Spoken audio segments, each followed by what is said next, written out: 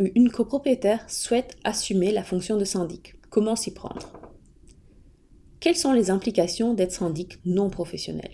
Même si, avec un peu d'organisation, il est possible d'assumer assez facilement la fonction de syndic non professionnel, en tout cas pour une petite copropriété, il n'en empêche que cela représente du temps à y consacrer. La fonction de syndic non professionnel ne suppose pas que cela se fasse gratuitement et une juste rétribution financière est tout à fait acceptable. Cela doit être convenu avec les autres copropriétaires lors de l'assemblée générale. La rétribution du syndic ne doit pas être considérée comme des honoraires, mais comme une compensation financière pour le temps consacré à ces fonctions.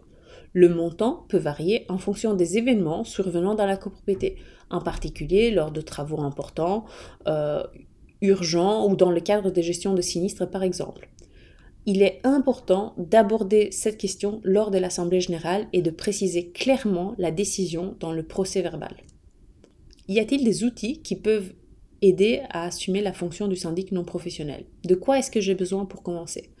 Premièrement, il est important de disposer d'une farde dans laquelle on classera au minimum un exemplaire de l'acte de base, du règlement de copropriété et du règlement d'ordre intérieur, les procès-verbaux des dernières assemblées générales, les factures des fournisseurs, classées chronologiquement, les extraits des comptes du compte de la copropriété, les devis signés et adressés aux fournisseurs, les courriers adressés en qualité de syndic tant aux copropriétaires qu'aux fournisseurs. Un bon tableur Excel pour un petit immeuble est d'une grande aide, notamment pour le calcul des présences ou encore la répartition du frais. Il est également important de pouvoir disposer d'exemples de documents liés à la gestion de copropriété, reprenant les différentes mentions légales obligatoires pour la validité des réunions et des décisions. Un kit de base a été élaboré par HomeGrade pour vous aider. Vous trouverez l'outil en description de cette vidéo. Il existe également des logiciels qui peuvent aider le syndic non professionnel à assumer cette gestion. Ces logiciels l'assistent à éditer les décomptes de charges de copropriété ou encore à éditer des historiques permettant d'assurer une traçabilité des informations financières de la copropriété. Si le syndic non professionnel est rémunéré, voici un exemple de texte à prévoir dans l'assemblée générale. Le syndic dispose d'une rétribution financière de autant euros par mois, de manière à compenser le temps passé à sa fonction. Cette rétribution ne comprend pas les frais administratifs, déplacements, matériel bureau, photocopie. Ces derniers devront faire l'objet d'une justification. Le syndic prélève ces montants sur le compte de copropriété. Aucune compensation sur charge due en qualité de propriétaire d'un lot ne pourra être réalisée.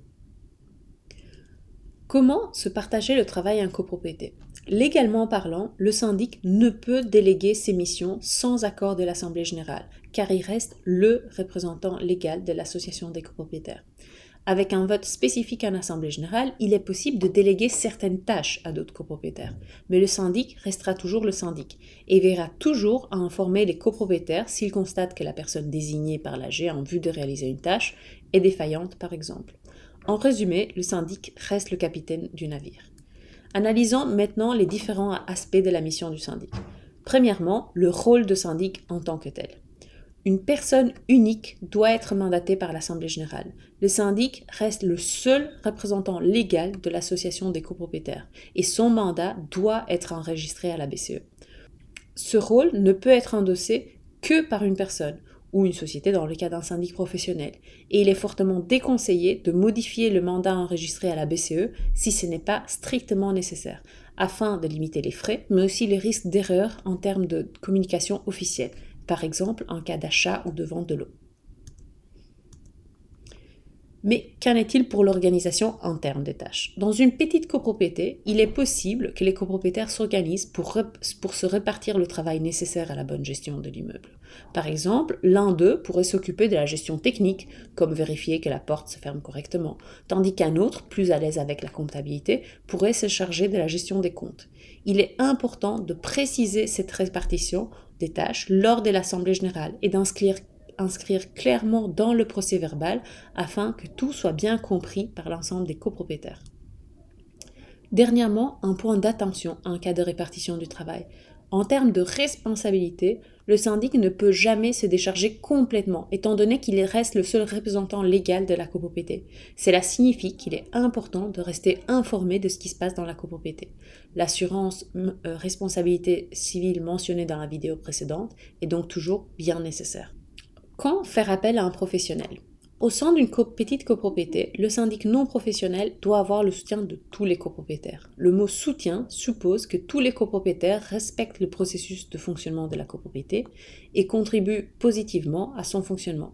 Malheureusement, un blocage aura des conséquences immédiates. Par exemple, un copropriétaire qui refuse la mise en œuvre des travaux nécessaires pour des motifs non fondés, des copropriétaires qui ne participent jamais à la réunion des copropriétaires, ou pire, un copropriétaire qui s'abstient de contribuer financièrement aux charges de la copropriété.